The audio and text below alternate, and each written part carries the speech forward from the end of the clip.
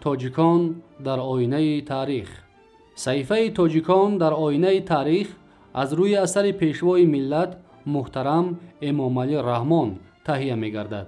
تاریخ را برای آن می آموزیم که از سرگذشت پر افتخار و عبرت آموز نیاگان آگاه شویم، سبق گیریم و این دانش ها را در ترتیب دادن نقشه معینی رشد امروز و فردای دولت و ملت کاربست نماییم.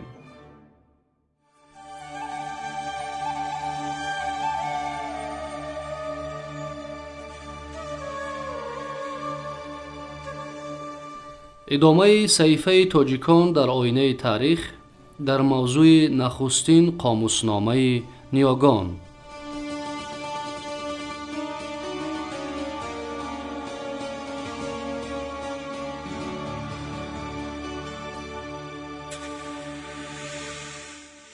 در گاتها نام زردشت، دختری او پاروچیستا، دامادش جاماسپ، نام اولادش سپیتاما، حامی و پیروی او گشتاسپ، همچنین نام اشخاص و قبیله های بدخواه او کرپان، اوسیج، بندو و دیگران آمدند که از فرارسی زندگی مقیمی، رواج و رونق زراعتکاری، گسترش آبادانی کشور، مذمت غارتگری و بدکرداری، کشتن چاروا و نابود کردن کشته ها مواد فراوان تاریخی و مردم شناسی می دهد. زردشت در عین حال پیشه کشاورزی و نگهبانی کشته ها را ستایش نموده، مردم را به پرورش چاروا و گله هدایت می سازد و حاکم عادل و شهریار توانای را ستایش می کند که باشندگان ملکش را از غارتگران و بدکرداران امین می دارد.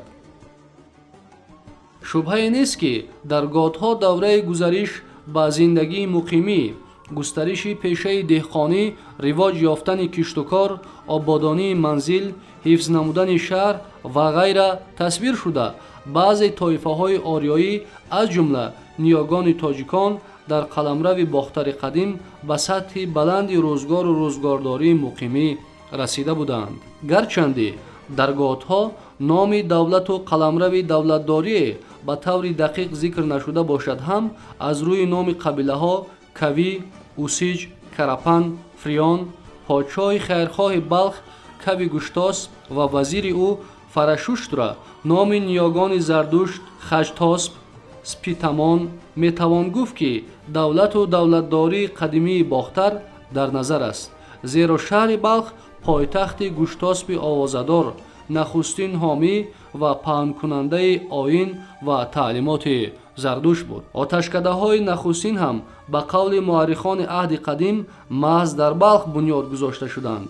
علاوه بر این در گاتها از حامی آتش مقدس اردیبهشت بارها یاد شده است که چون ایزد نگهبان آتش معبدها در بلخ، وخش، قبادیان، ترمیز، سمرقند، مرو، نیسا و غیره پرستیده می شد و آیین افروختن آتش نوروز و از بالای آتش جهیده مراد طلبیدن نیز از همان روزگار به ما میراث مانده است.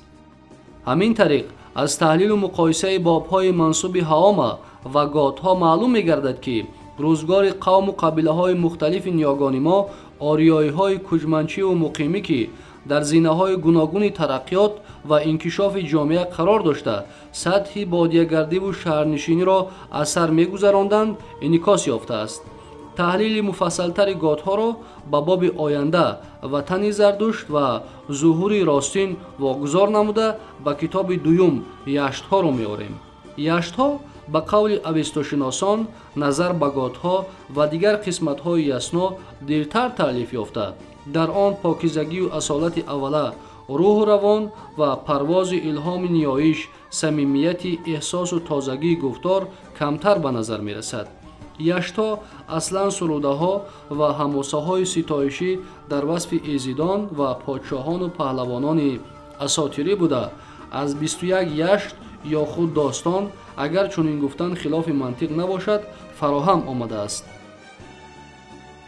با تخمین بعضی اوستاشناسان یشت‌ها اول در زمینه سروده‌های ستایشی خلقی پدید آمده، بعد تشکل یافتن و آهنگی عمیق اجتماعی و دینی گرفتن با ترکیب اوستا و آثار خطی راه یافته است. یشت نخستین هرمز یشت با هرمز منسوب بوده، یشت‌های دیگر با نام هفت امشسپند یشت، اردیبهشت یشت، خرداد یشت، آبان یشت، ماه یشت، مهر یشت، سروش یشت، حاامه یشت و غیره ذکر شدند. یکی از یشت‌های بلندپایه به فرشته آب اردیویسورا یا خود اناهید بخشیده شده است.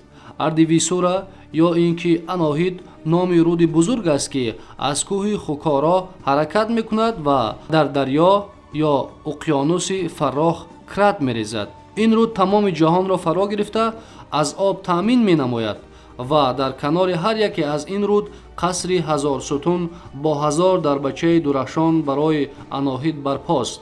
در هر قصر در تخت بستر پاکیزه برای اناهید گسترده است. اناهید زنی جوان، زیبا، بلند بالا، برومند، چهره آزاده، نیکوسیرت بوده، کمربند تنگ برمیان بسته است.